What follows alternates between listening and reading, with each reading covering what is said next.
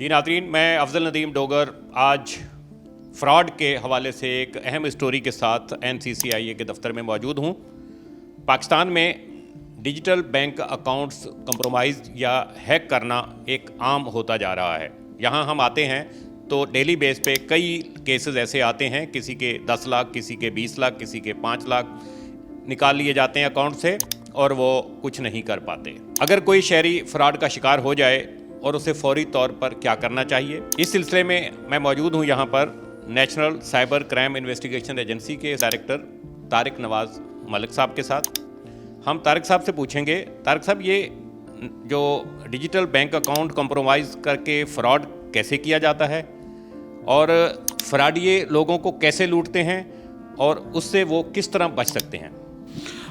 جی بالکل افضل بھائی، thank you so much.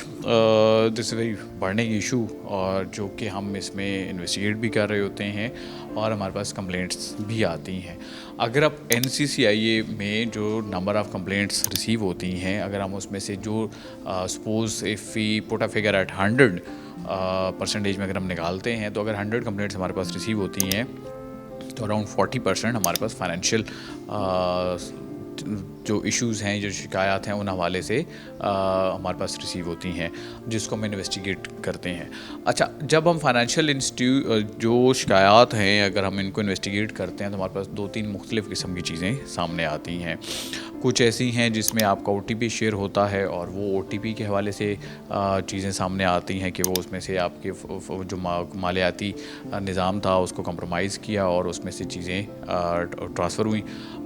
But جو اسپیسیفکلی جو چیز آج کل تھوڑا سا ایک ہمارے لیے سامنے آ رہی ہے، جو شکایت کا باعث بن رہی ہے، OTP پہ آتے ہیں کہ OTP میں اپنا بینک کا پاسورڈ OTP کسی کو کیوں دے دوں گا، کیسے دے دوں گا، کیسے لے لیتے ہیں یہ؟ جی بالکل، this is very interesting question. Suppose آپ جرنلسٹ ہیں اور آپ کو کوئی بندہ بھی جو کہ اسکیمر یا امپرسونیٹر ہے،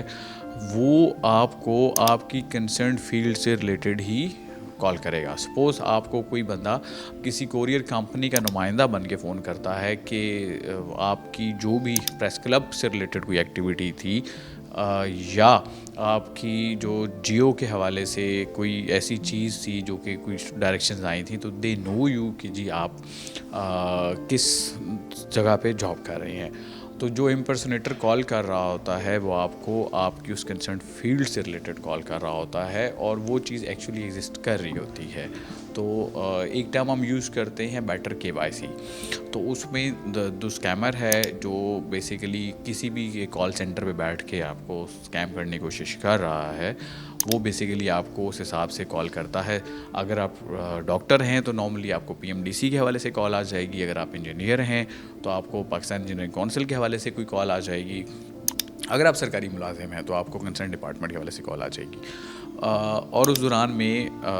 آپ میجورٹی آف دا کیسز میں یہ سنب ہو جاتے ہیں، بٹ ان سرٹن کیس اگر دن کی یہ 100 کالز کرتے ہیں تو 2-3 اگر بندے اس میں سے اپنا OTP شیئر کر دیتے ہیں ریگارڈنگ دیٹ کہ جی وہ کو واقعی کوئی کوریئر آنا تھا یا کوئی پارسل آنا تھا اور اس میں سے وہ اٹک گیا ہے یا کوئی چیز ہو گئی ہے تو وہ آتا ہے۔ تو اس معاملے میں یہ چیزیں لوگ شیئر کر جاتے ہیں، جس وجہ سے پھر ان کی وہ ساری چیزیں آتی ہیں، جس پہ یہ بیسیکلی یہ جو فراڈ اس حوالے سے ہے، اس کو دیکھنے کے لیے بھی ہم ایک میکانزم ڈیولپ کر رہے ہیں۔ جب گزر گیا وقت کہ اس نے اپنی واردات کر لی، پھر کیا کریں؟ جی بالکل، دیٹس ویئر وی ڈو۔ دیکھیں، اس سے پہلے اگر ہم آتے ہیں تو سب سے پہلے امپورٹنٹ چیز یہ ہے کہ جب بھی کوئی آپ ایپ اس طرح کی ڈاؤن لوڈ کریں جس میں آپ کو کلیئرٹی نہیں ہے اور آپ کی بینکنگ ایپ آپ کے فون میں موجود ہے، تو آپ اپنی اس ایپ کی ریویوز ایک دفعہ دیکھیں کہ کیا اس کے حوالے سے کسی بندے نے سوشل میڈیا پہ یا کسی ریویو کی سائٹ پہ اس کے حوالے سے کوئی نیگیٹو ریویوز تو نہیں دیے ہوئے، جو کہ نارملی ہم کر لیتے ہیں۔ بٹ بغیر سوچے سمجھے، بغیر دیکھے آپ کوئی بھی ایپ جو ڈاؤن لوڈ کرتے ہیں جو کہ نئی ایپ ہے، وہ that is always a compromising app, تو وہ آپ اس کو دھیان سے کیجیے گا۔ سیکنڈلی، جب ہمارے پاس آتے ہیں تو ہم ان سرٹن کیسز میں we are getting very close to these kind of activities, جس میں ہم نے مختلف IP ایڈریسز بھی ہم نے وہ حاصل کی ہیں اس طرح کی انویسٹیگیشنز میں، اور ہم کافی حد تک اس چیز کو آئیڈینٹیفائی کرنے میں کامیاب ہوئے ہیں، جو مختلف کمپلینٹس ہمارے پاس آئی ہیں کہ جی یہ جو ایپس تھیں بیسیکلی یہ رن کہاں سے ہو رہی تھیں اور ان کا بیسیکلی پرپز کیا تھا اور اوریجنیٹ کہاں سے اور اس کے پیچھے ماسٹر مائنڈ کون تھے۔ تو وہ انشاءاللہ جیسے اس میں سے ساری انویسٹیگیشن میچور ہو جائے گی، will share the detail with you. آپ نے 40% 40% का जिक्र किया कि कंप्लेंट जितनी भी आती हैं, तो उसमें अब तक कुछ लोगों का कोई एग्जांपल्स हैं, रिकवरी हुई, लोगों के पैसे वापस मिले? जी बिल्कुल, इस पे हम पहले भी गुफ्तगू कर चुके हैं कि अगर हम मतलब हमारे पास जो क्वांटम है कंप्लेंट्स का डिफरेंट है, क्योंकि but 40% of them is normally financial, जिसमें other than that identity theft भी आ जाती हैं, हरासमेंट रिलेटेड भी आ जाती हैं, ब्लास्फेमी रिलेटेड भी आती हैं कंप्लेंट्स हमारे पास पे, डाटा ब्रीचेस की भी आती हैं, फेक डोमेन्स की भी आती हैं, इलीगल डोमेन्स की भी आती हैं, मतलब इसमें बहुत सारी चीज़ें आती हैं। Yes, we are able to get that money recovered in a lot of cases, जिस वजह से अगर आप